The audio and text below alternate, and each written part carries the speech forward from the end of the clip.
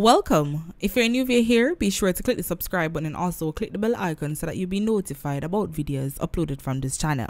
The topics that we'll be discussing today: 3 shot, 4 killed, body found in Gully, man killed by son after him stab up his wife, and more. 2 individuals who the police have described as violence producers were nabbed by the Joint Anti-Gang Task Force during a major operation in Jarrett Lane off Mountain View Avenue in the corporate area on Wednesday, March 3.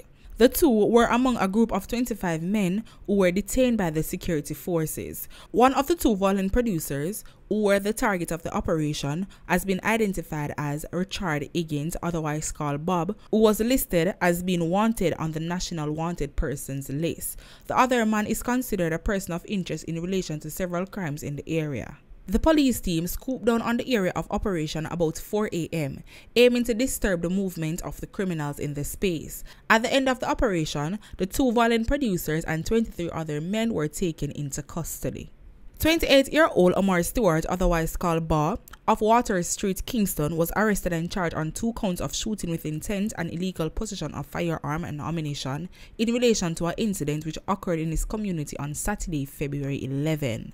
Reports from the Demontown police are that about 11:35 p.m., 2 men were traveling on a motorcycle along Water Street when they saw Stewart along with another man exiting the pathway. One of the men pulled a firearm and opened gunfire at them before escaping in the area. Stewart was apprehended by the police on Monday, February 21st and placed on an identification parade where he was pointed out by the witness. He was charged on Thursday, March 3 and is awaiting a court date. Police on Friday afternoon arrested a suspect in connection with the gruesome killing of a popular JUTC tour operator, Carlton Miller. Miller, otherwise called Blacks, in a wooded section of Discovery Bay in the parish. The suspect, who is from Royal Palm in Runaway Bay, was arrested during an operation along Main Street in that town. Police told our news team that the cellular phone believed to have stolen from Miller at the time of his death was taken from the suspect. Police had reported that about 3 p.m. on January 20, residents of an area known as Bridgewater became suspicious when they saw a Toyota Wish parked along the roadway in a heavily forest area. The police were informed, and upon their arrival, Miller's body was found in the back seat of the car. It had multiple stab wounds and the throat was I'm not have to spell it out too, no. I don't know what go on right this. But anyways, people, it is also good to know that the police them still are running them investigations. But see, from the other day, them still a crack cases were gone for a while. I like that. My love for sister them still have the people, them family in them thoughts for know say them need justice. We're moving right along.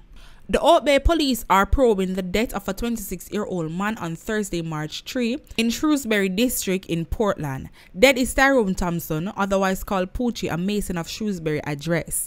Reports are that about 2 a.m., the now deceased was at a party at Fruitful Vale District when an argument developed between him and Carvel Blackett, otherwise called Ada, of a Binns Lane in Shrewsbury District. Thompson left the party for home, and on his way, he was allegedly attacked by Blackett, who reportedly chopped him to death. I really want to believe that the rum we made a drink at the party make him do this, or him take some kind of substance to make him do this, and not really him do it by himself. Because I can't understand how you're a man for just in a one little heated argument at a party, and because of that, you just go for something and just come wipe the man off of the map just so.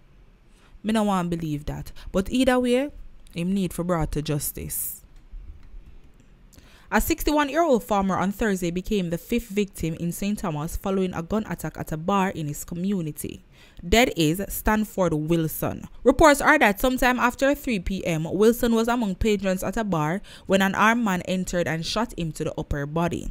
The gunman made his escape from the area in an awaiting car. Wilson reportedly succumbed to his injuries at the scene. Investigations are ongoing. A suspected lottery scammer has been charged following his arrest in a pre-dawn operation in White House, Westmoreland on Thursday.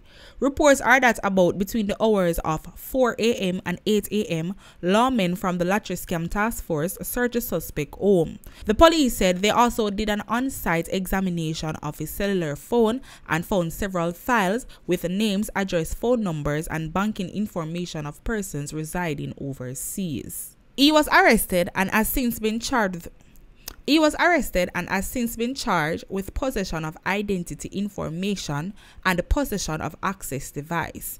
He has been identified as 21-year-old Taffy Pinnock, otherwise called Taffy, of Road Town, White House in Westmoreland. Detectives from the Counter-Tourism and Organized Crime Branch have listed a woman as a suspect in the investigation of the seizure of 21 firearms at a warehouse in Kingston on Friday. According to reports, she is Jaden Edwards of 3 East, Greater Portmore St. Catherine. Detectives believe she can be of assistance in the investigation.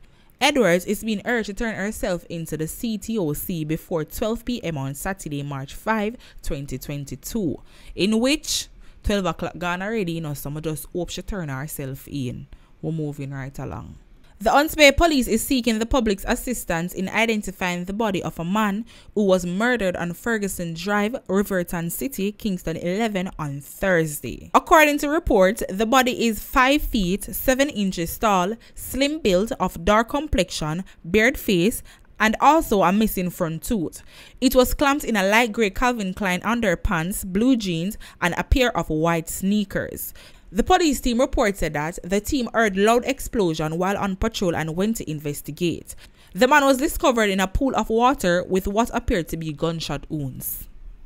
3 employees of a popular manufacturing business in John Spence, St. Catherine, were shot during a gun attack at the premises on Friday morning. The attack took place at the company's premises. One of the senior managers of the business narrowly escaped injuries during the attack. Sources told our news team one of the injured person, a woman said to be in her 40s, has since succumbed to her injuries. Police are reporting that the incident occurred about 10:30. Information so far received is that the 4 were at work when the white station wagon motorcar drove up.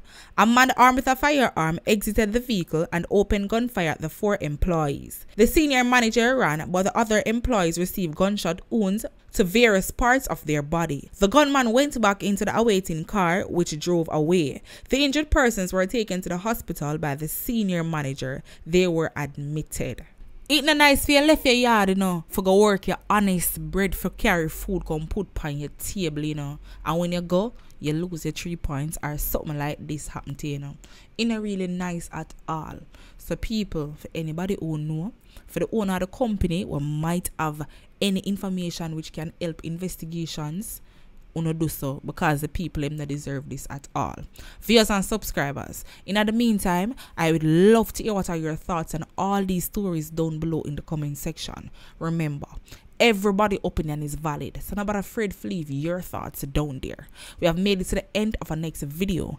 Thank you guys for watching. Catch you guys next time. I'm out, and stay blessed and stay safe.